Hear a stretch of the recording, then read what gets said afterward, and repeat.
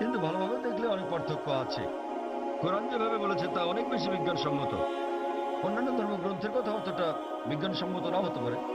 উদাহরণস্বরূপ বাইবেলের এই ব্রহ্মাণ্ডের সৃষ্টি বিষয়ে বলা আছে, সেখানে বলা আছে সর্বশক্তিমান ঈশ্বর 6 দিনে পৃথিবী তৈরি করলেন এবং সপ্তম দিনে বিশ্রাম নিলেন। এর মানে ঈশ্বরেরও বিশ্রামের প্রয়োজন হয়।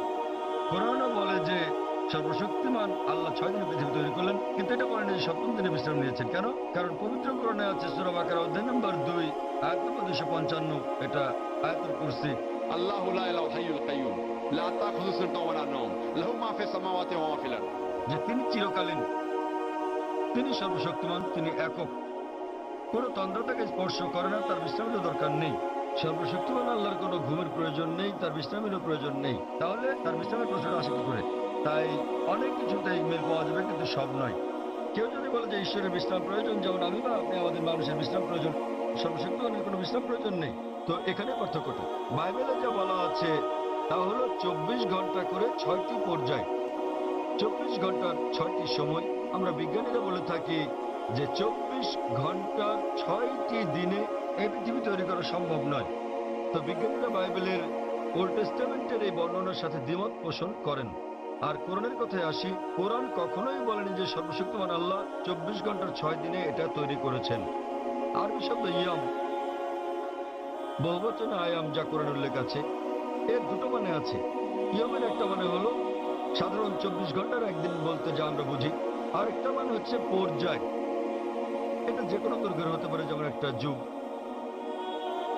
আর বিজ্ঞানীদের এটা মেনে নিতে কোনো সমস্যা নেই যে ব্রহ্মাণ্ড 6টি যুগে তৈরি হয়েছে, 6টি দীর্ঘ সময়ে।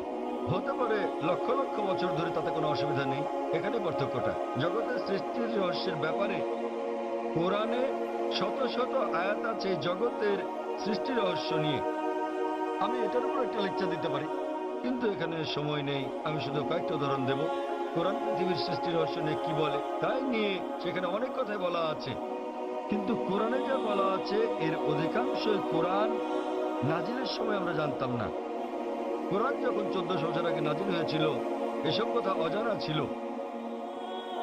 উদাহরণস্বরূপ আজ একজন বিজ্ঞানীকে জিজ্ঞেস করলে তিনি উত্তর দেবেন, আমরা যদি বলি যে কিভাবে পৃথিবীর সৃষ্টি হলো, তাহলে তিনি বলবেন যে প্রথমে এখানে ছিল একটি নীহারিকা, তারপর একটা গৌণ বিচ্ছেদ ঘটল, বিগ ব্যাং, যা থেকে জন্ম নিল ছায়াপথ, তারকামণ্ডলী, গ্রহসমূহ, সূর্য, এমনকি পৃথিবী যেখানে আমরা বাস করি। এটা কয়েকজন বিজ্ঞানী আবিষ্কার করেছিলেন প্রায়